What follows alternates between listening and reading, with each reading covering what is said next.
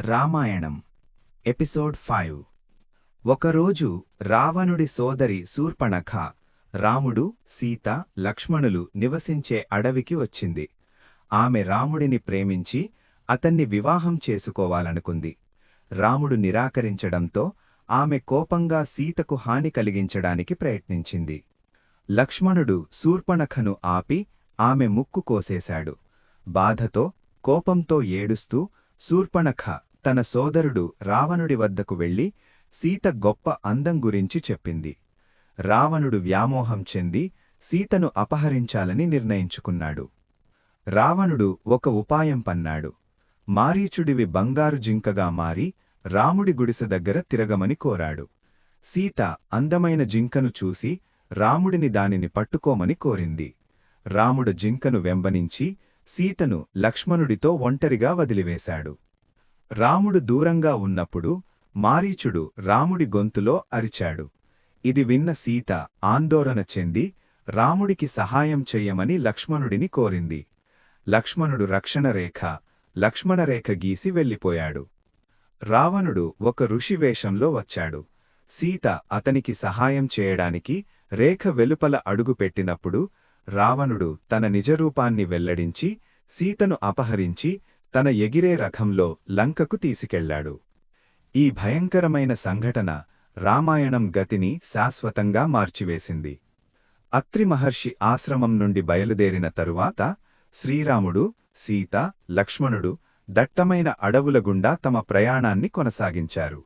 ఒకరోజు విశ్రాంతి తీసుకోవడానికి స్థలం కోసం వెతుకుతూ వారు ఋష్యమూక పర్వతమనే అందమైన పర్వత ప్రాంతాన్ని చేరుకున్నారు.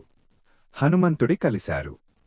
దూరం నుండి హనుమంతుడనే శక్తివంతమైన వానరం వారిని గమనిస్తోంది. అతను వానరరాజు సుగ్రీవుని మంత్రి. అతని అన్నయ్య వాలి తనను కిష్కింధ రాజ్యం నుండి వెళ్లగొట్టినందున సుగ్రీవుడు భయంతో జీవించాడు.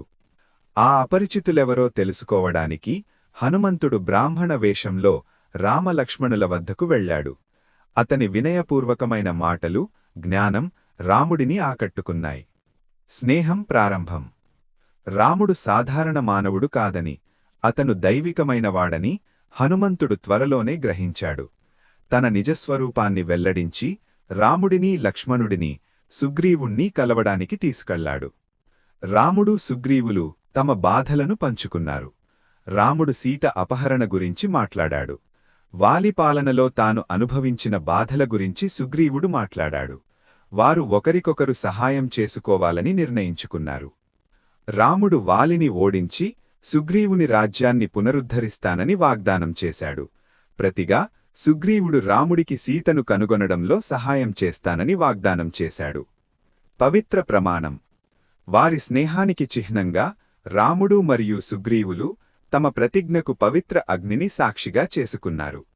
ఈ బంధం రాముడికి శక్తివంతమైన వానరసేన మద్దతుకు నాంది పలికింది. ప్రాముఖ్యత. ఈ ఎపిసోడ్ స్నేహం, నమ్మకం మరియు భక్తి యొక్క శక్తిని చూపిస్తోంది.